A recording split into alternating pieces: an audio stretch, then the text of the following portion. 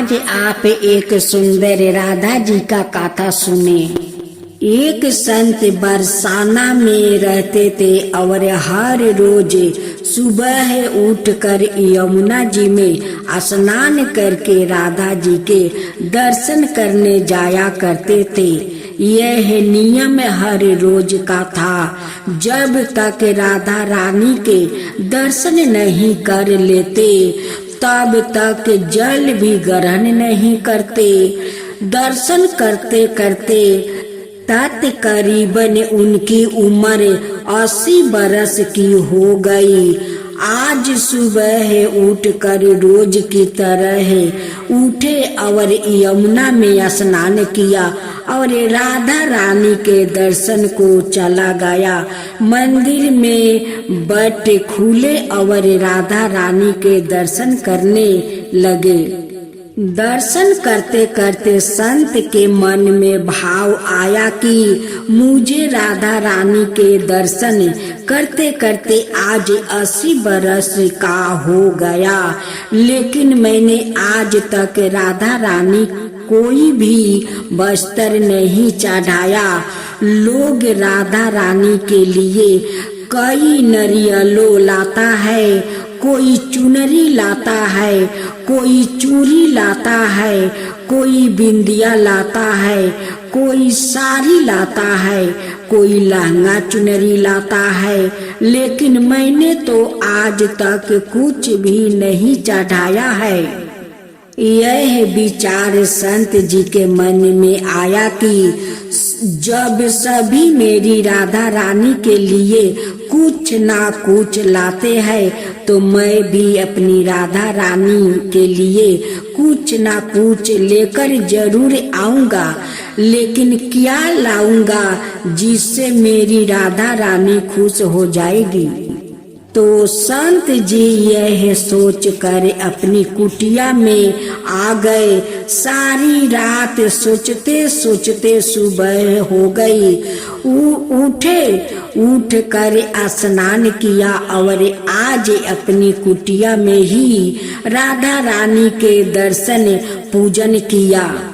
दर्शन के बाद मार्केट में जाकर सबसे सुंदर वाला लहंगा चुनरी का कपड़ा लाया और अपनी कुटिया में आकर के अपने ही हाथों से लहंगा चुनरिया को सीला और सुंदर से सुंदर उस लहंगा चुनरी में गोटा लगाया।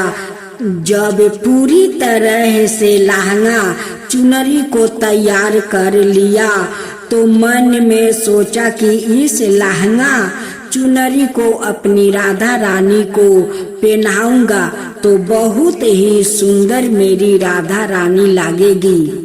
यह सोच कर आज संत जी उस लहंगा चुनरी को लेकर राधा रानी के मंदिर को चले गए।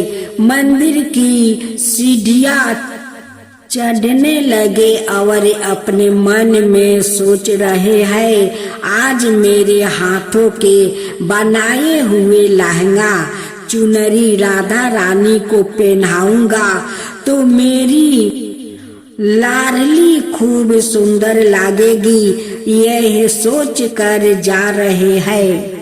इतने में एक बरसाना की लड़की लाली आई और बाबा से कहती है, बाबा आज बहुत ही खुश हो, क्या बात है बाबा बताओ ना। तो बाबा ने कहा कि लाली आज मैं बहुत खुश हूँ। आज मैं अपने हाथों से राधा रानी के लिए लहंगा चुनरी बनाया है, इसलिए लहंगा चुनरी को राधा रानी जी को पहनाऊंगा और मेरी राधा रानी बहुत सुंदर देखेगी। उस लाली ने कहा, बाबा मुझे भी दिखाओ ना अपनी लहंगा चुनरी कैसी बनाई है। लहंगा चुनरी को देखकर वो लड़की बोली, अरे बाबा राधा रानी के पास तो बहुत सारी पोशाक है तो यह मुझे दे दो ना। तो महात्मा बोले कि बेटी तुम तुमको मैं दूसरी बाजार से दिलवा दूंगा, या तो मैं अपने हाथों से बनाकर राधा रानी के लिए लेकर जा रहा हूँ, तुमको और कोई दूसरा दिलवा दूंगा। लेकिन उस छोटी सी बालिका ने उस महात्मा का दुपट्टा पकड़ लिया।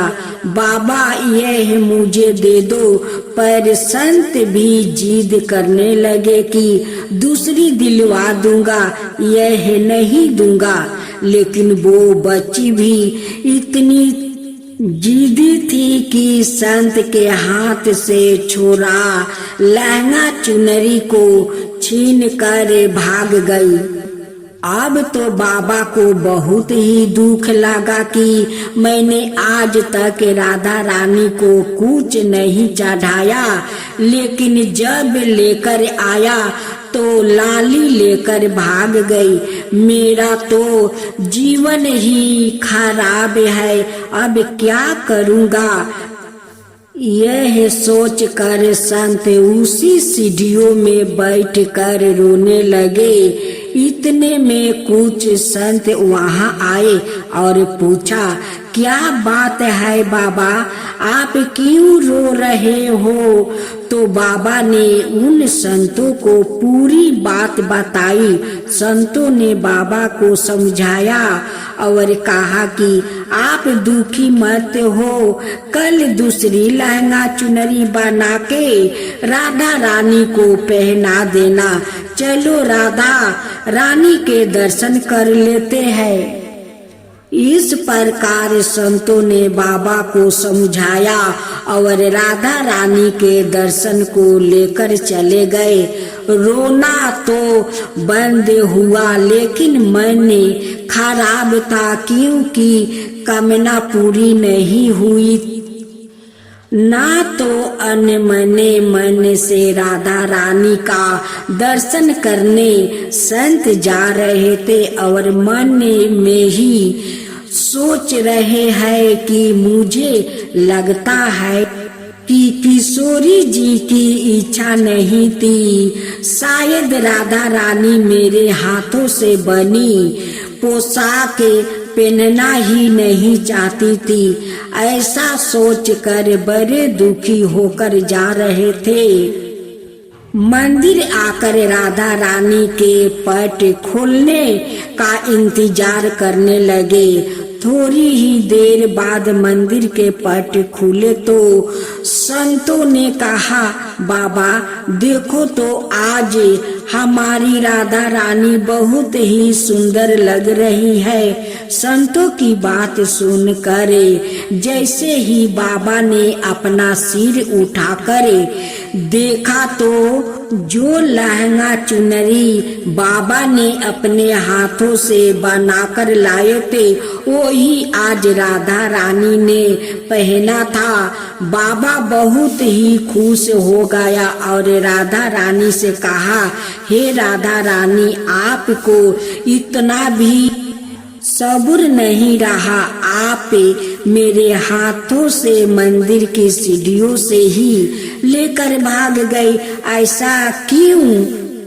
सर्वेश्वरी श्री राधा रानी ने कहा कि बाबा आपके भाव को देखकर मुझसे रहा नहीं गया और यह केवल पोशाक नहीं है, इसमें आपका प्रेम है, इसलिए तो मैं खुद ही आकर के आपसे लहंगा चुनरी छीन कर भाग गई थी।